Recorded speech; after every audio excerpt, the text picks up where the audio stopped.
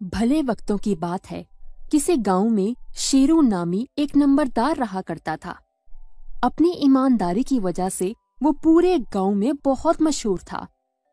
शेरू के दो बेटे थे, एक का नाम था नोमी और दूसरा राजू।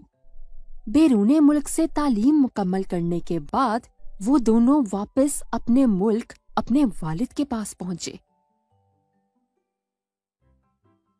अपने बच्चों को पास पाकर शेरू बहुत खुश हुआ। मेरे बच्चों, तुम कितने बड़े हो गए हो। मैं आज बहुत खुश हूँ।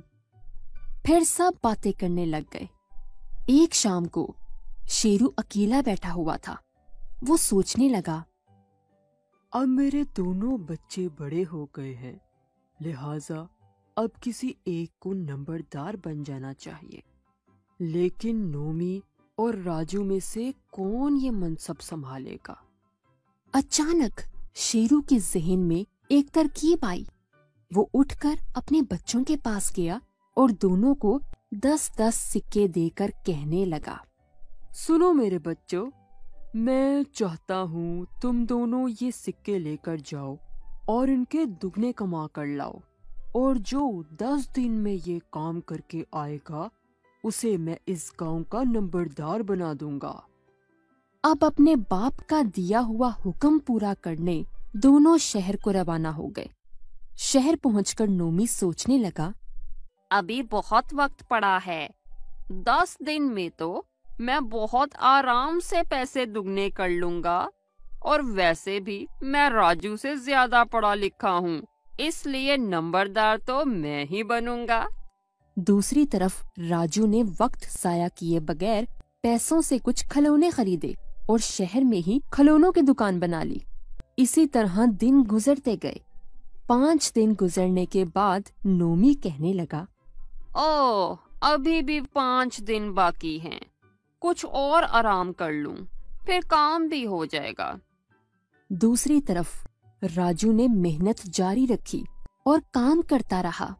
लेकिन एक दिन शाम को राजू परेशानी में कहने लगा, अभी तक तो मैं सिर्फ 15 रुपए ही कमा पाया हूँ, और 5 दिन गुजर भी गए। अब मुझे शाम की बजाय रात तक काम करना होगा, तभी तो बाकी के पैसे कमा पाऊंगा। और फिर राजू दिन रात और भी ज्यादा मेहनत और लगन से काम करने लगा।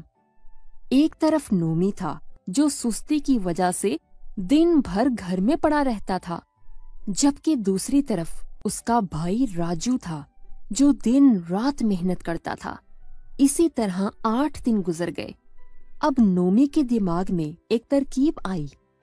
क्यों ना मैं लोहार के पास जाकर इन सिक्कों को 10 से 20 बनवा लूं।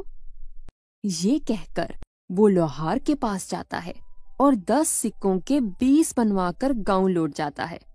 नोमी को देखकर शेरू बहुत खुश होता है और नोमी से कहता है, नोमी बेटा, 2 रोज बाद तुम्हारा भाई भी आ जाएगा, फिर मैं दोनों के सामने अपना फैसला सुनाऊंगा।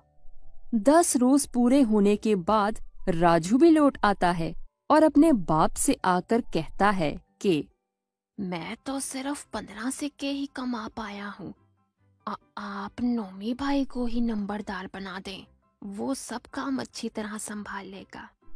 ये सब सुनकर शेरू कहने लगा, मैं सब जानता हूँ कि किसने कितनी मेहनत की है, कितनी ईमानदारी से काम निभाया है। मैंने तुम दोनों पर नजर रखी हुई थी कि कौन क्या कर रहा है और कैसे ये टारगेट पूरा करता है। ये बोलकर वो राजू से कहने लगा, राजू बेटा, मुझे तुम पर नाज है। मैं यही देखना चाहता था कि तुम दोनों में से कौन अपना काम ईमानदारी से करता है और कौन कामचोर है, क्योंकि एक अच्छा नंबरदार वही होता है जो अपने तमाम फैसले ईमानदारी से करे। इसीलिए आज से मैं तुम्हें अपने गांव का नंबरदार बनाता हूँ। देखा दोस्तों, इससे हमें ये सबक मिलता है कि हमें अपना काम हमेशा ईमानदारी, मेहनत और लगन से करना चाहिए, क्योंकि ईमानदारी में बहुत बरकत है और हमेशा काम आती है। और हमेशा ये बात याद रखें कि कामयाबी का कोई शॉर्टकट नहीं होता।